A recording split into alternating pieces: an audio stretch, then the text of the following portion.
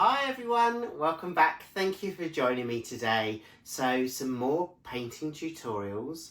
As you know, and I don't want to become a broken record or bore you, but I witnessed the Northern Lights here in the UK. So I'm doing a number of creations inspired by the Northern Lights. I saw so many different colours that evening, ranging from greens, purples, pinks, reds, and some blues, and it was really inspirational. It was a really special moment for me. It's a tick off my bucket list because I got to witness them on my own doorstep, my town that I'm living in now here in the UK. I was so lucky. I thought I was going to have to save up and travel further afield to see the natural wonder, but as I said, I was so lucky to see it. So it's inspired me to do some paintings.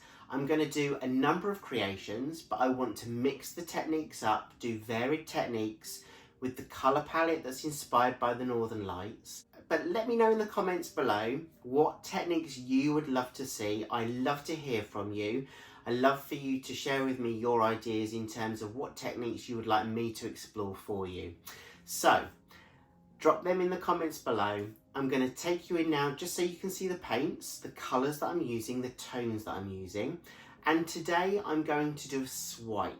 But I'd really like to do a lot of negative space because it was a very dark sky that I saw and the lights were shining through and almost dancing. So that's the kind of vision that I've got in my mind. That's what I want to translate from here onto my canvas. It's not always that easy. As we all know, when we paint, sometimes we get caught up in the moment and go off in another direction. But that's kind of the intention that I'm setting for myself today. So I'm going to show you the colours, show you the consistencies. Let's see what we can create. So let's take a look at the paints. I've layered them up. I've got all my consistencies done, so I'm going to show you those. But let me just run through the paint brands themselves. So I've got 3 there by Pebeo. I will list all of these colours in the description box, but I just wanted to run through these quickly. I've got one there from Daler Rowney's System 3 Acrylic and Winsor & Newton. As you can see, green is a big theme here. A couple of Amsterdam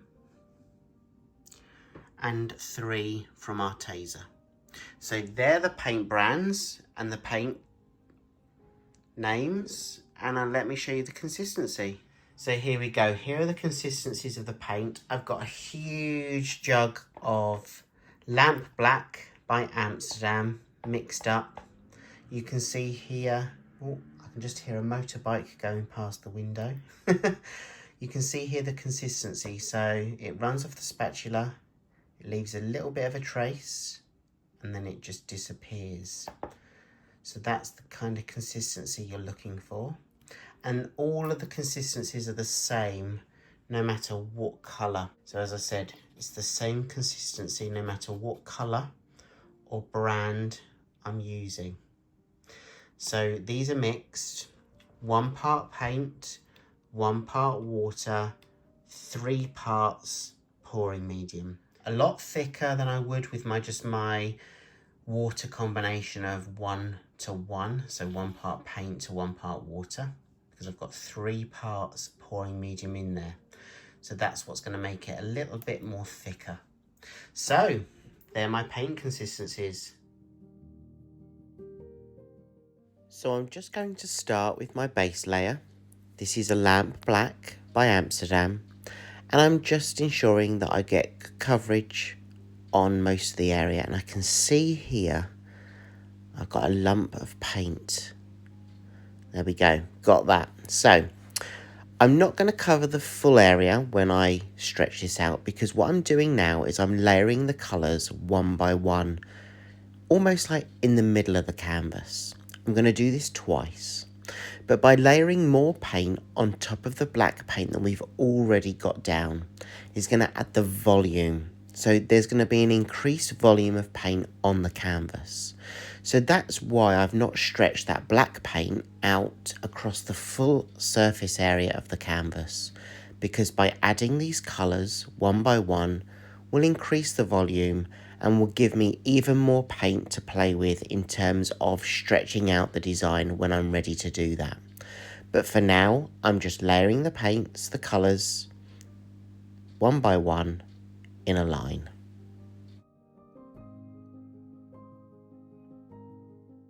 So I'm just going to repeat the process exactly here.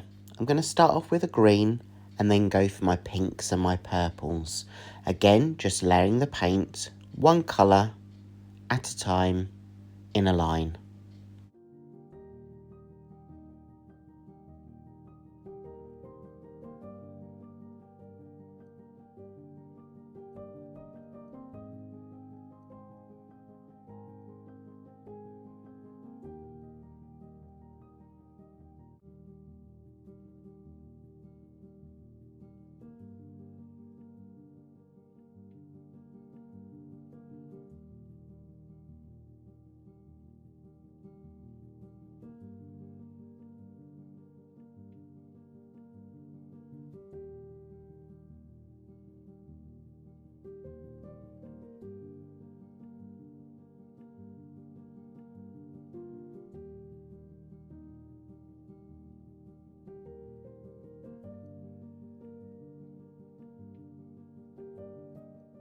I'm now going to take my cell activator. So this is the combination of paint and paint conditioner that will allow me to create the lacing and the cell effect.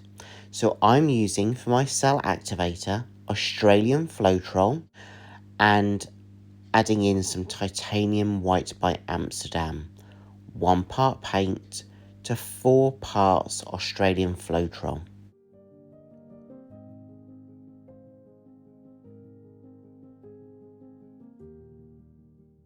I'm now going to take a clean palette knife. I place the palette knife on top of the paint and I allow the palette knife to connect with the paint, and I slowly drag the palette knife in the direction that I want to go. So I'm not pressing too hard. When I get to the end, I clean off my palette knife and do exactly the same thing with the second puddles of paint. Allowing that palette knife to connect with the paint and dragging it across that canvas, across that base coat, but not applying too much pressure. I'm then taking a smaller palette knife. It's clean, there's no cell activator on it. I'm literally dipping it into the paint and moving some of those puddles, some of those block puddles, into the negative space.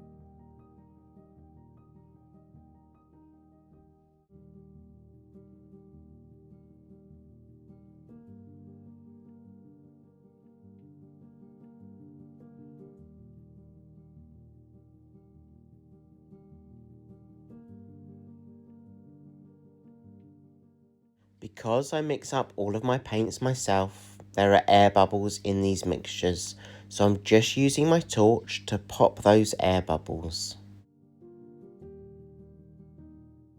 So before I start stretching this out, let me show you a close-up before we start stretching this design out and really opening it up. You can see there how that cell activator has infused with the paint and reacted with the paint to create the lacing.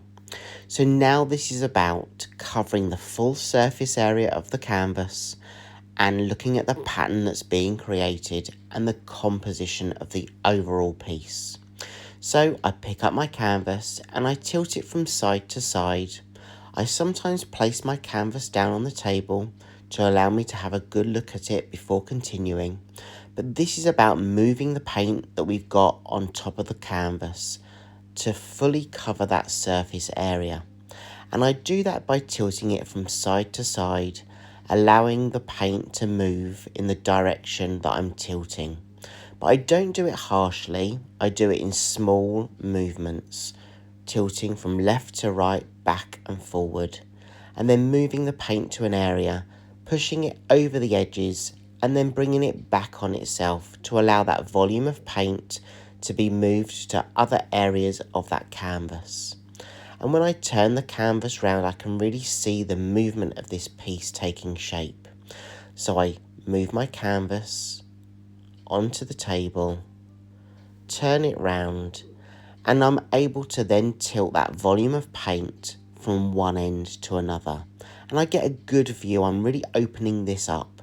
I'm seeing those cells really being stretched, but also maintaining that black negative space, which helps those colours and patterns pop.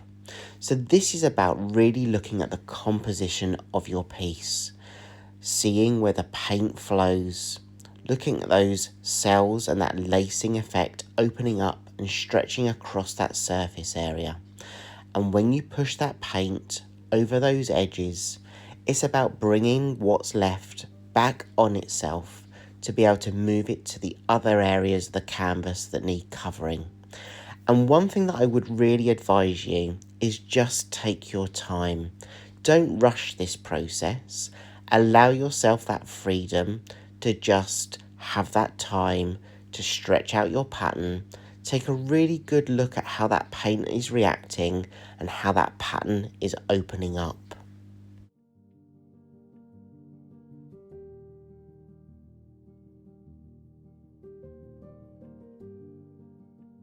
Okay, I'm really satisfied with the overall pattern, so let me take you in now for a close-up of the wet version. You can see here how those colours have infused with the black. Those different tones of green have infused and merged together. And that cell activator has created this beautiful lacing and cell effect. And in some areas, the lacing and the cells are larger than other areas. That's because we've stretched that piece more. So I'm going to leave you with some of this detail, and I'll also take you in shortly for a close-up of the dry version. And boy oh boy, I love this piece. I can't wait for you to see it.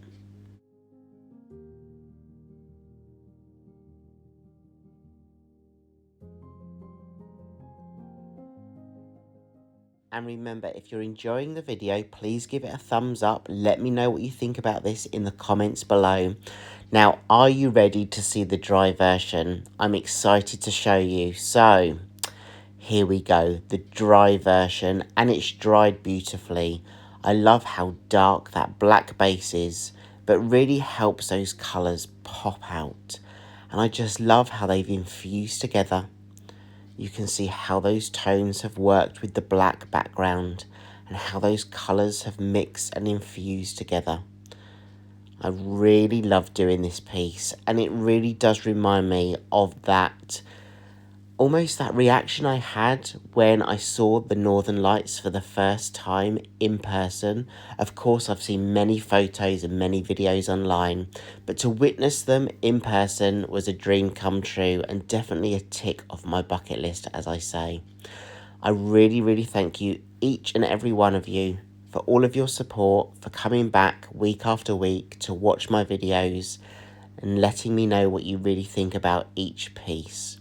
Your support is invaluable, and I am so blessed to be able to do this. So a big thank you for all of your love and your support. I hope I get to see you again in the next video, and remember, let me know what you think. Take care of yourselves and have a great week ahead. Speak to you soon. Bye.